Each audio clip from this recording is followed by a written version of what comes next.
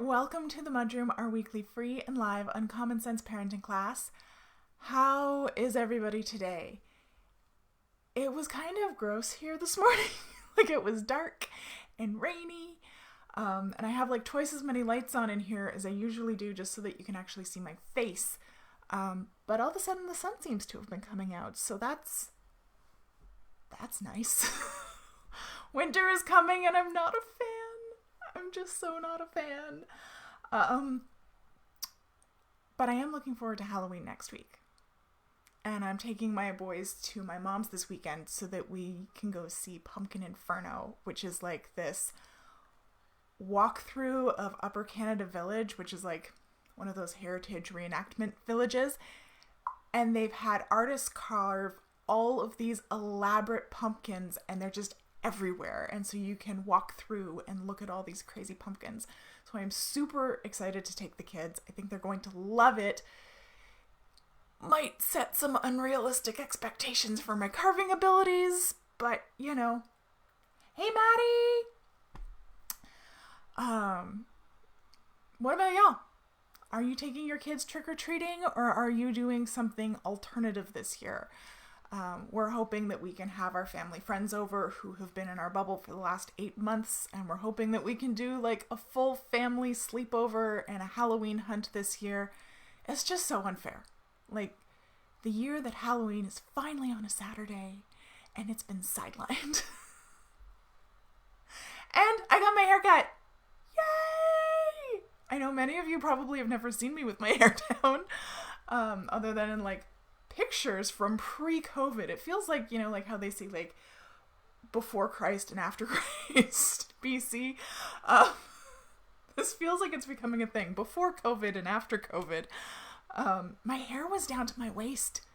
I have never had my hair that long. This is pretty much as long as I will ever really be comfortable with having my hair. Usually I have it a little bit shorter, but thank you! Sophie said that my hair looks good. Thank you! I've also, since getting it cut, I've realized that my hair has developed a wave to it. So this is obviously styled, but yeah, my mom had curly hair, has curly hair. She's still with us. My mom has curly hair, and I was always so jealous of her curly hair as a kid because, you always want what you can't have. And I always had this really fine, really pin straight hair that wouldn't even hold a curl, curling irons, curlers, no heat, tons of heat, didn't matter. My hair would just fall flat within minutes. And now all of a sudden I'm I let my hair air dry the other day, and I was like, what is going on? Why do I have texture? Look, I got texture in my hair. It's very confusing. I'm happy about it. I'm not mad about it. I'm just a little confused. Maddie says they're trick-or-treating, that you're still being cautious, but may go downtown and just spectate all the costumes. Yeah, it's hard to decide what to do. We're in a fairly low-risk area because we're so rural, but I don't know, it just feels a little weird this year. So, yeah, everybody's going to be doing different things. All right, before we dig into our topic today, now that you know my Halloween plans and the state of my hair, allow me to introduce myself. My name is Alana Robinson, and I'm a parenting coach for parents of toddlers, preschoolers, and kindergartners. I help you understand why your children are misbehaving and how to fix it without yelling, shaming, or timeouts. I'm your host here on the MudRoom. I'm also the host of the Parenting Posse Facebook group, and I'm the creator of the Parentability program, where I help you raise well-behaved kids of your own. If you're watching, please say hi, just like Sophie and Maddie have. Let me know you're here, how you're doing, what your Halloween plans are. If you're catching a replay, I'd love for you to do the same. And since you're here, don't forget to like the video and subscribe so that you never miss a class.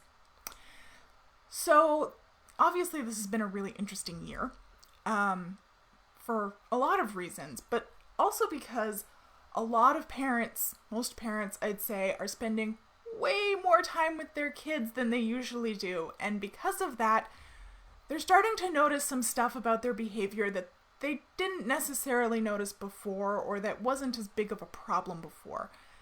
But now it's kind of in your face, and it is. And one of those that keeps coming up over and over and over again in the posse is maladaptive play invitations. Say that 10 times fast. What is a maladaptive play invitation? Well, honestly, they can come in a lot of forms. But maladaptive means not providing adequate or appropriate adjustment to the environment or situation. So a maladaptive play invitation simply means not changing how you ask someone to play based on the environment or situation. So for kids 2 to 6 years old, this usually looks like walking up to a kid and hitting them, or grabbing a toy out of their hands, or for the 4 to 6 set, making fun of them, teasing them about their clothes, or the toy that they're holding, or the game that they're playing.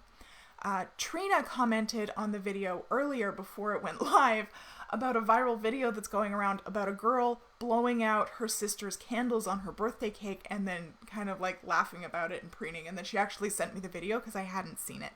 But it is a great example. They're trying to initiate play. They're trying to engage with you or with one of their peers or their siblings, but they don't know how.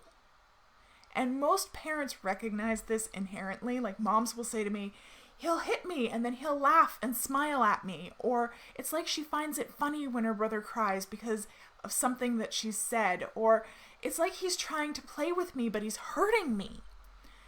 Young kids don't inherently understand the concept that if everybody isn't having fun, it isn't a game, it's being a bully. And most kids aren't trying to be bullies.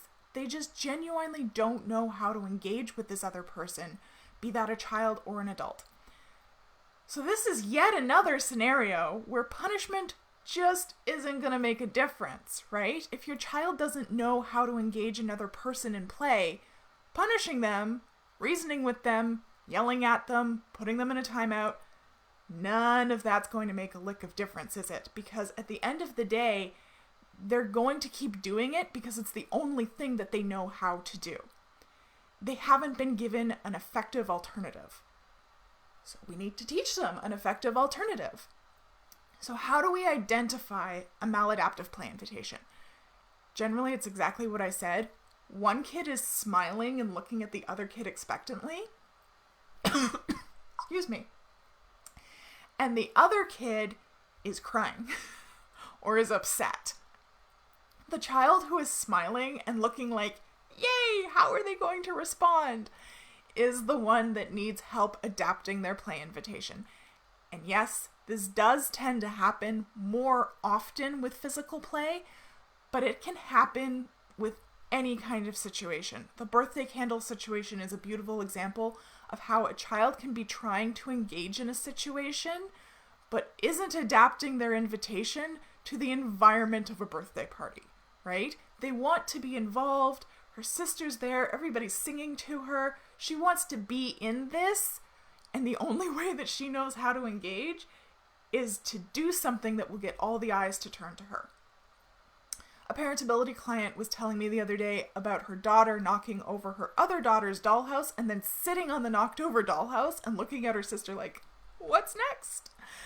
She doesn't understand how to play with the dolls, or the dolls don't interest her, but she wants to play with her sister, so she knocks over the dollhouse. This all comes back to the fact that attention is attention is attention. There's no such thing as negative or positive attention. It's just attention. So if a child is looking for engagement but doesn't know how to get it, they get the same neurological payoff if their sibling is crying or if they're hugging them. So if they don't know how to get the hug, they're going to go for the tears. So once you've identified that, yeah, this is a maladaptive play invitation, they're trying to engage, they don't know how, you get down to the teaching bit. If your child is physically hurting people, we need to start by teaching consent. In fact, pretty much just need to be teaching consent no matter what. And we've discussed consent in another MudRoom, so if you need more info on that, that is the best place to start. And if you're a parentability member, we have like a social story for teaching consent in our library, and we're doing a workshop on teaching consent coming in December. We need to very explicitly teach our kids that they cannot touch another human being without their permission. And that means practicing it. This means teaching them actively how to stop when someone says stop. Which, for some reason, adults find kind of confusing. What do you mean that we need to teach them how to stop? You gotta teach them how to stop. Children don't inherently know what stop means. You have to practice it with them. In my house, if someone says stop, the expectation is that you put your hands in the air and take 2 steps back. That is how you actively show that you're stopping doing something. Make stopping an action in and of itself. That really helps to prevent the "I did stop" freakouts where, yeah, they stopped the exact thing that they were doing, but then they started annoying, touching, getting in someone else's space in a different way that was equal or worse to the original action. Make stopping an active thing that you do. Second is to teach them how to ask to play. Again, parents seem to think that this is something that children just wake up knowing how to do, but they don't. And as adults, we're not really good models because we tend to A, not play so explicitly, and B, we are at the point in our development where we can read other people's body language. So our play invitations tend to be very subtle, especially when we're playing with other kids or when we're playing like with our spouse. We tend to just kind of jump into the play because we're reading the other person's body language, but the kids don't pick up on that. They, again, need role-playing, they need a script, and they need step-by-step instruction on how to ask another child to play, especially if they're in that 2 to 4-year-old range and language is still relatively new to them. What body language do they need? How close do they need to be to get someone's attention so that they can ask if you can play? That's a huge one. This is usually where the disconnect is if your child is grabbing toys from other kids, but then just like dropping them when the other kid cries. They're trying to get their attention, but they don't know how. Teach them. How do you pull someone's attention when they're focused on something? Practice with them. Practice on dad, on grandma, on auntie, on a friend. Coach them from the sidelines and walk them through it. What should they do? Give them a script. It doesn't need to be a fancy script. It's literally, can I play too? Can I play with the cars with you? Do you want to play hide and seek? And teach them what to do if the child says yes and if the child says no. Okay, we usually prep kids really well for how to join play, but we don't usually prep them for what to do if the other kid says no, go away. And it's acceptable for other children to say no to adding people to their play. They were doing something and you just came in. They don't have to include you. So what do you do if someone else says no? I teach my children to say, okay, let me know if you change your mind, and then go find something else or someone else to play with. This is another great opportunity to open the conversation about consent. Oh, wow. Okay. The comments are working again. So Sophie says her little one's 3. Oh, she's really glad that he's not going to remember skipping Halloween. Yeah, it's nice when they're little enough that they don't really know what they're missing.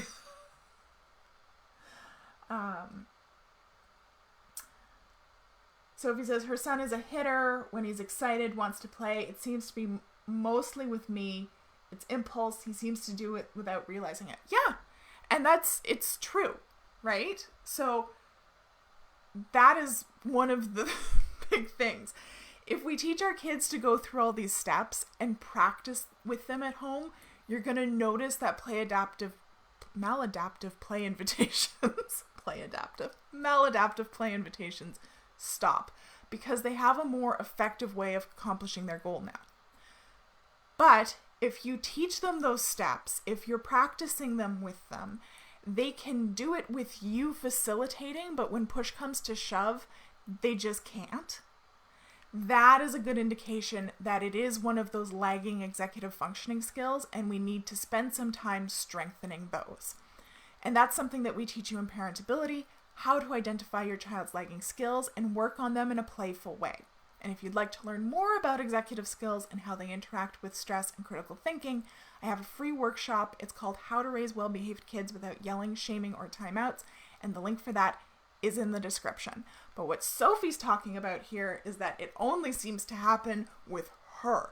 And that's really, really common, right? We're our kids' first teacher, and we're also the ones that compensate for them the most because that's what we've been doing since they were born. They expect that of us.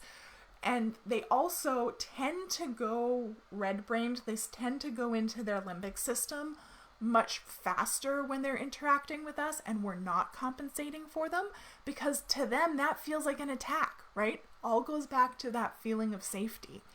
And if you don't feel safe, then boom, those skills get knocked offline. So practicing really, really does help in that situation. Get dad to coach him from the sidelines while he's doing it with you, or get, auntie or grandma to coach from the sidelines, but you're the subject. Because after they've practiced it a few times and they have that script for how to get our attention quickly, like my kids know that if they say, Mom, this is important, boom, like that is an instant set shift for me. It is my cue that what they're saying to me cannot wait. And if they have that script where they know that they can get your attention that way, usually you'll notice that those maladaptive play invitations start to decrease because they have a better way.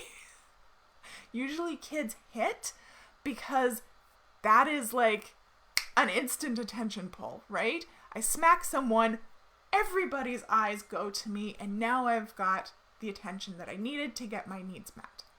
So if we give them a more effective way, generally they go right down. How does that sound? Does that make sense? Remember, kids do well if they can. Usually, if you look for the best possible interpretation of a child's behavior, you'll be in the right ballpark. Kids want to play. They want to have their peers' attention. They want to have our attention. They don't want kids running away from them or refusing to play with them. They don't want us to refuse something that they want or need because we're so focused on the behavior that preceded it. If we teach them the mechanics of how to make what they need happen, life just gets a lot easier for everybody. Okay? That is it for me today. I will see you next week for another Uncommon Sense Parenting class. Bye.